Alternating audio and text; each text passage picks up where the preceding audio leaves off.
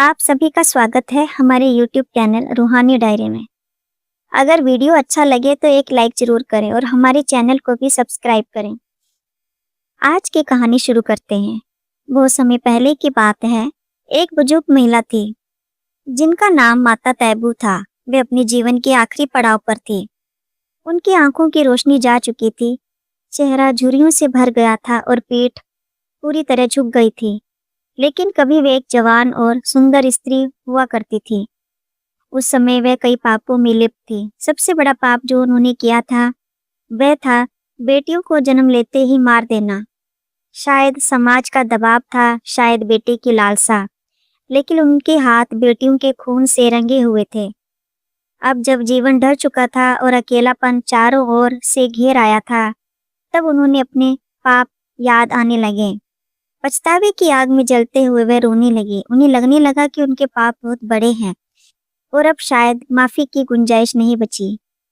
एक दिन उनकी मुलाकात एक गुरु भक्त महिला से हुई। उस महिला ने उनकी आंखों में छिपा दर्द देखा और उनसे पूछा, माता आप इतनी दुखी क्यों हो?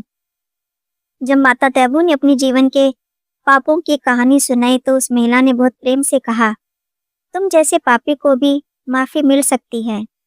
श्री गुरु नानक देव जी और गुरु हर राय साहिब जी तुम्हें माफ कर सकते हैं। ये सुनकर माता तैबू के भीतर आशा की एक किरण जागी।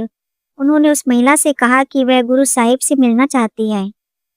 महिला ने उन्हें सलाह दी कि वह प्रेम और श्रद्धा से एक मिस्सी रोटी बनाए और बनाते समय बस यही शब्द जपती रहें, मैं पापी हूँ तो बख्शनहार है।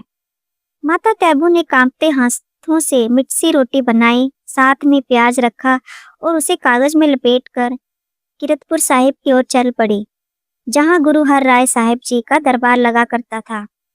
रास्ता लंबा था, शरीर थका हुआ था, लेकिन दिल में बस एक ही जज्बा था, गुरु साहिब के चरणों में जाकर क्षमा मांगनी है।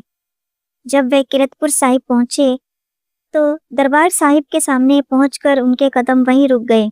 वे दरवाजे के पास ही बैठ गई। अंदर जाने की हिम्मत नहीं हो रही थी।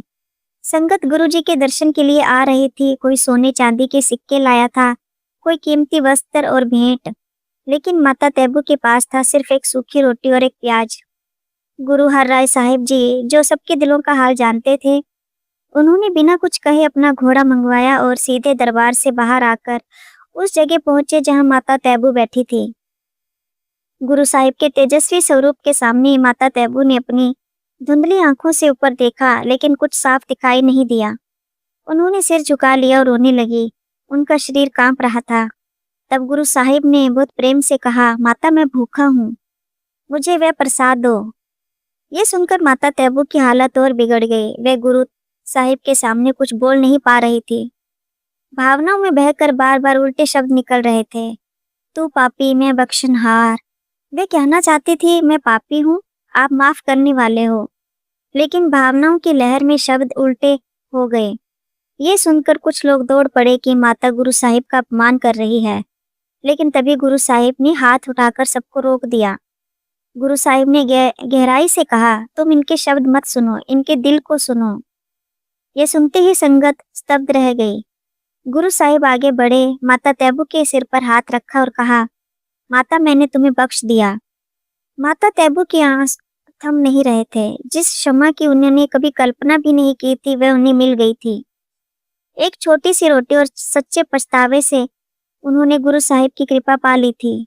ये साखी हमें यही सिखाती है कि पाप चाहे कितने भी बड़े क्यों ना हो, अगर पछतावा सच्चा हो और मन सच्चे दिल से गुरु के चरणों में झुक जाए तो गुरु कभी निराश नहीं करते।